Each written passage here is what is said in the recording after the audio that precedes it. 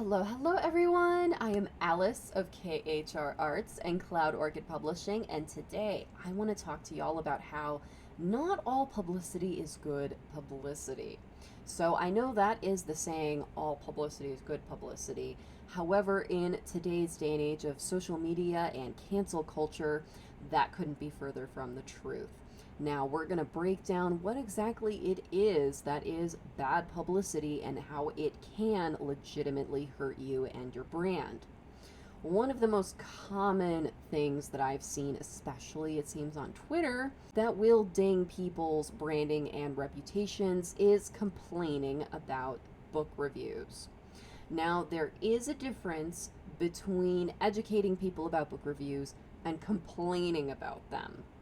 So, educating people about book reviews is such things as there are some unfortunate trends going on with, one, people thinking that it's okay to buy books off of Amazon and then return them so that they read the book and then return it and then they don't have to actually pay for the book. That hurts the authors and it dings them with Amazon. The author suffers, Amazon does not.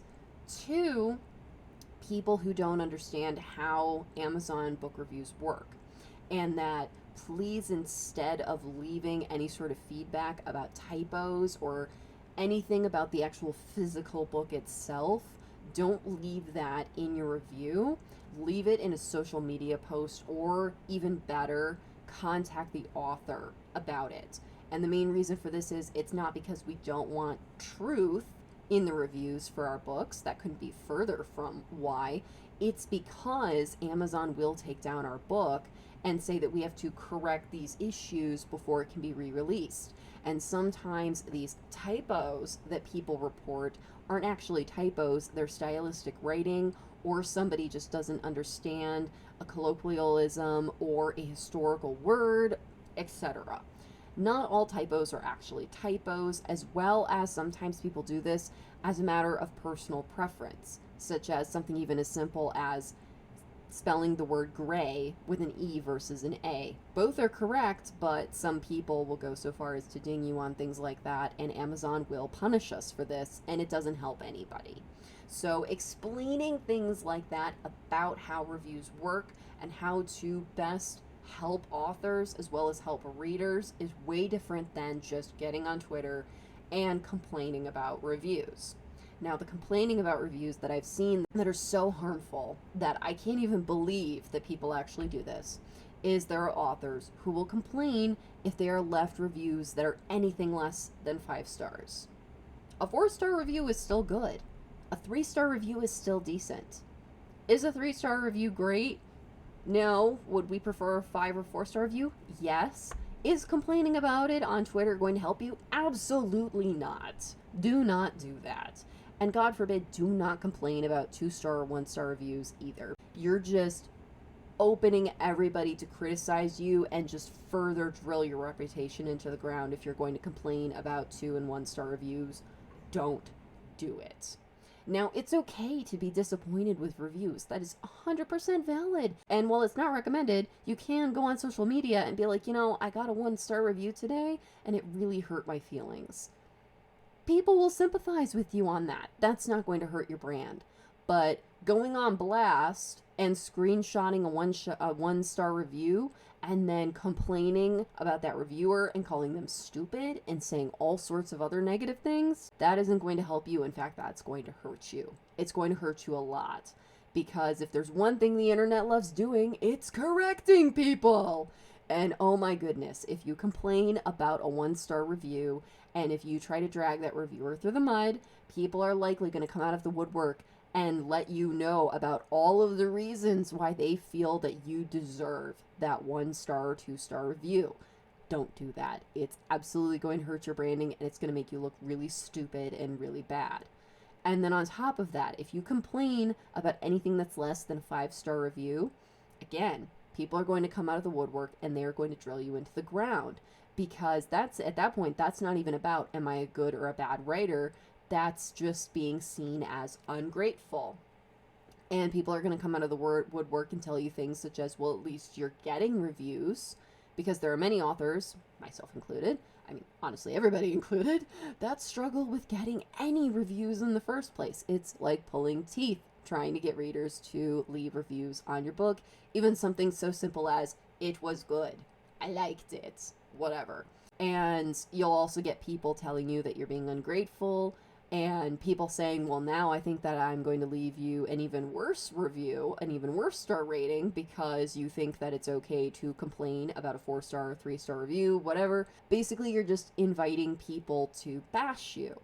So again, really not smart to complain about any level of star review. It's just going to end badly for you. The next one that's really going to hurt you is any sort of cancel culture stuff. Now, obviously, that can be really hard to deal with, and in some cases, we might not be aware that we have done something that is considered offensive. And first and foremost, you need to weigh, okay, what is the level of offensive material that I have put out? And it can be anywhere from something that is super small and easily overlooked to, wow, you're a terrible person and why did you write this? Those are the two ends of the spectrum, and there's just so much in between there. Use this as a learning moment. Instead of complaining about it, calling people special snowflakes or whatever, never ever attack the people that are bringing it to your attention that something in your work is offensive. Because, again, that is only going to hurt you. Now, conversely, yes, unfortunately, there are people that do take advantage of cancel culture, and they will go out of their way to say mean things about you and say we should cancel this person simply because they don't like you, or they want to nitpick things, or because they took something that was a historical element and they want to say this is what this author actually believes, which in a lot of cases is not true. It's just, I'm writing a historical scene and this is history. And again, history is important to illustrate because that which we do not learn, history then repeats itself. So history is important to document, but that doesn't necessarily mean that the author is like, yay, this is a good thing. Most cases they're pointing it out because they're like, oh my god, this was absolutely terrible, and people need to know this was absolutely terrible so that we never do this ever again. So that is a thing that unfortunately people do have this knee-jerk response on the internet, in that it is far easier to complain and be offended than it is to teach or possibly look beneath the surface and see that maybe this isn't what you thought it was, etc. But again, even if it is that, make sure you're coming from a place of, I am listening, I want to understand, and I want to be better. When you do those three things, that protects you, so that if it does come around where this person is just trying to troll you, this person doesn't know what they're talking about, or this person is making a mountain out of a molehill, you're going to be the one who comes out being like, well, if it was an actual problem, I was willing to make a change, or you know what, this is a very minor problem, but I'm going to go ahead and be proactive, and I'm going to make the changes anyway in good faith, etc., whatever. When you set yourself up for that, it's going to just make you and your brand look better. Whereas if you come at it from an aggressive and attacking point of view of, well, you're stupid, well, you're sensitive, well, it's my story and I can do whatever I want, and da-da-da, that's only going to hurt you and just drive in the nails of the coffin. Perfect example of this is, unfortunately, she who shall not be named, the creator of the Harry Potter series. She really dug the hole on that one, y'all, in that everybody brought to her attention, hey, you know, it's really not cool to post transphobic stuff. Could you please not do that? And she doubled down and was like, I'm a transphobe, deal with it. People were like, oh, no, no. And she just kept digging, y'all. That's what you look like when people bring to your attention, hey, this thing is offensive. And you're like, well, screw you. Don't do that. Take a leaf out of She Who Shall Not Be Named's book, and don't do that. Don't be hurt. Because that only hurts you. And the only reason why she isn't as hurt as she should be is because she is a literal billionaire. So, yeah, unfortunately, money can help you out of that kind of hurt, but as a small author, you don't have those kind of resources, and it will absolutely destroy your brand. People do have the capability to fully cancel people, where the whole you will never show your face in this town again type of deal, and you'll just have to find something else to do. And yes, that type of thing does happen to people, not just in the writing industry, but in other industries. So it does behoove you to be careful and to come from a place of understanding and being willing to, at the very least, listen. That's another big one that you want to make sure of, is don't look like an offensive jackass on the internet. The last one is what's known as shock culture. And this is a far more popular thing on platforms such as TikTok and YouTube. However, there are some writers that do, for whatever reason, think that this is a good idea to use in order to quickly build an audience or readership. Again, don't do this. What shock culture is where a creator is offensive and brash and just all around horrible and obnoxious on purpose. And a lot of people who are in this shock culture movement oftentimes will say that they don't actually believe in the things that they are saying or the things that they are creating, but they are still perpetuating that by presenting it. Now, this is different from writing something that is historical.